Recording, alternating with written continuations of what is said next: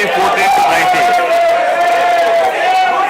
While the state was set to take off on the path of high growth, the change of regime in 2019 again brought back the disturbing time for the nascent Andhra Pradesh.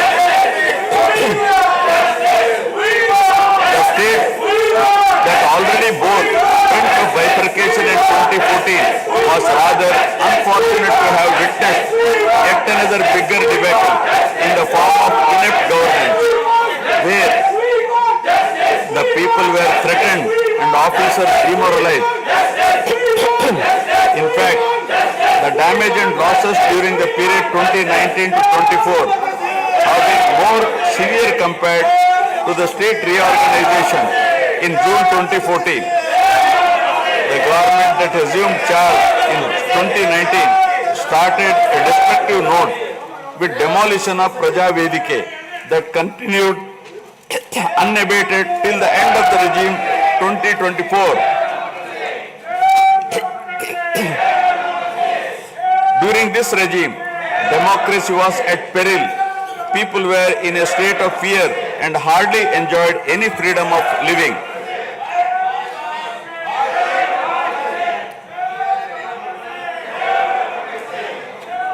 The regime revenge politics had severely hampered the state's prospects for prosperity and growth. Even the Honorable High Court of Andhra Pradesh had sought to convene a judicial inquiry into whether there is a constitutional breakdown in the state. The biggest damage was done to the brand AP. No noteworthy companies came forward to invest in the state. The corrupt practices at all levels, coupled with weaponization of instruments of governance across revenue earning departments for personal gains, sabotaging of checks and balances, made several state institutions and private companies defunct and forced the existing enthusiastic investors and entrepreneurs to move out of Andhra Pradesh to other states. The uncertain environment which rocked the confidence of the people in general and investors in particular started showing impact on the state finances, leaving them in a mess. Fiscal prudence was abandoned. Expenditure was beyond means in spite of limited revenue growth, and debt and liabilities rose sharply. Financial management is manifested by diversion of funds, higher taxation despite high inflation, increase in power sector liabilities, neglect of capital expenditure, which eventually resulted in slowing down of the economy. The enormous gap in resources was sought to be met repeatedly by borrowings through corporations and forcing them to spend on government expenditure, and in the process weakening the corporations.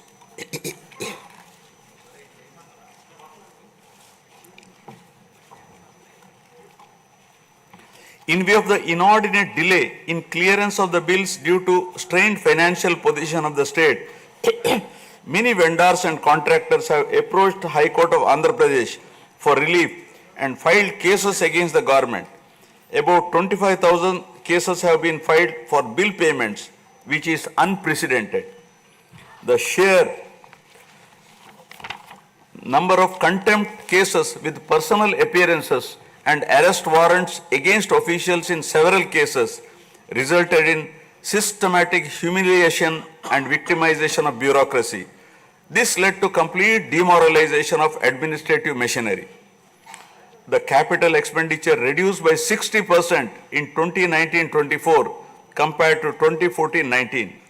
Departments such as water resources and transport, roads and buildings, which undertake substantial capital works, were left critically short of funds to carry out any works.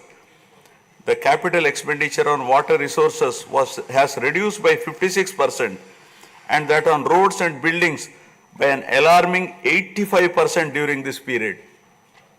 The compound annual growth rate of state's own tax revenue slipped from 12.8% to 8.1% during this period. On the other hand, the revenue expenditure increased from 7.8% to 10.5%, whereas the capital expenditure growth declined steeply from 26.4% to 3.4%. lower share of capital expenditure to public debt occurred during the period 2019 to 24 is a clear indicator that the government met revenue expenditure also through borrowed funds. The CAGR in per capita debt has been higher at 14%, while the CAGR in per capita income is only 9.7%.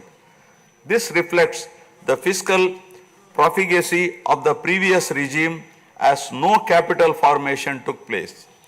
The Amaravati capital region, envisioned as the focal point of growth for the nascent state of Andhra Pradesh, was totally destroyed. With an attempt to scrap the Amaravati dream, the government confused the people with its malicious three capital cities idea under the guise of decentralized governance. During the period 2019-24, no irrigation project, no industries, no infrastructure relating to roads, buildings, hospitals, drinking water was taken up.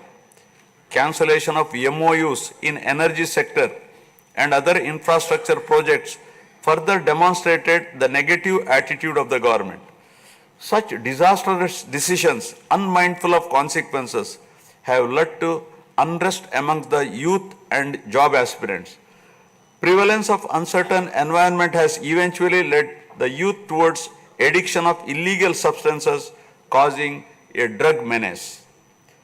The mental unrest and agony were not limited to the geographical boundaries of the state. The Telugu speaking people all around the world were upset and demoralized by the uninspiring deeds of the government. They anxiously and desperately waited for a change in governance that would take them forward in the 21st century. The progressive public policies of the AP government during 1996 to 2004 have today led to empowerment of Telugu people globally, enabling them to be amongst the highest earning Indian diaspora. The condemnation of demolition approach of the previous government by the people of the state, NRIs and other supporters, culminated in a change in government. A huge and historic mandate has been given to the NDA, hitting an unprecedented 93% strike rate, thus reaffirming faith in democracy.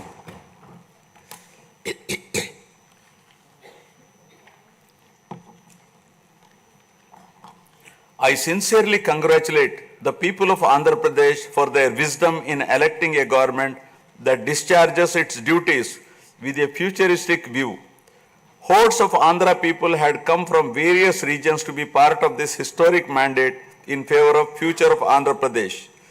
The new government has a perfect blend of fresh and experienced honorable members in the assembly. I once again welcome all the members who will be instrumental in making right policies in the interest of good governance and in the spirit of cooperative federalism.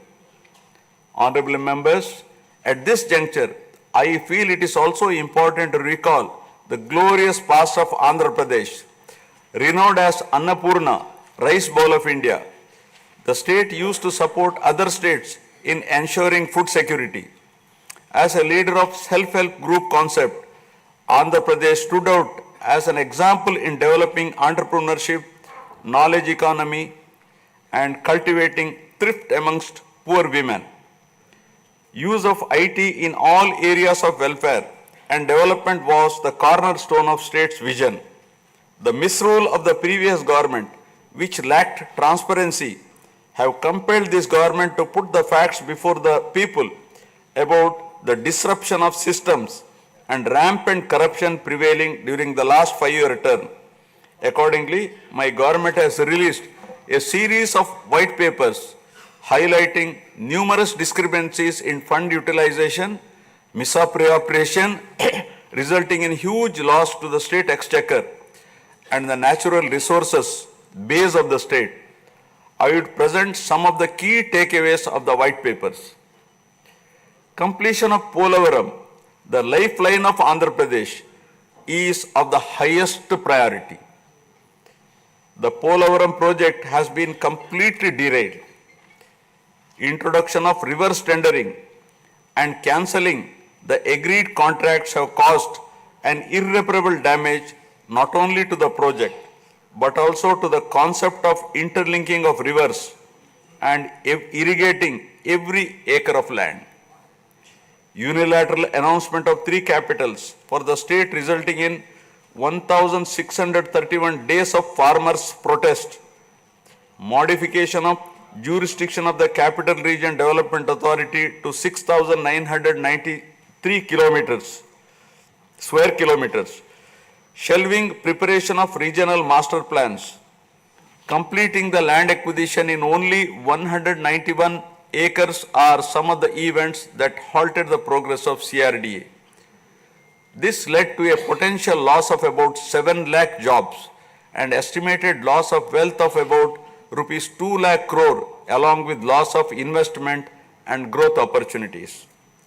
Andhra Pradesh, which enjoyed the distinction of being the first state in the country to have introduced reforms in the power sector in 1990s, had achieved energy sufficiency from 1996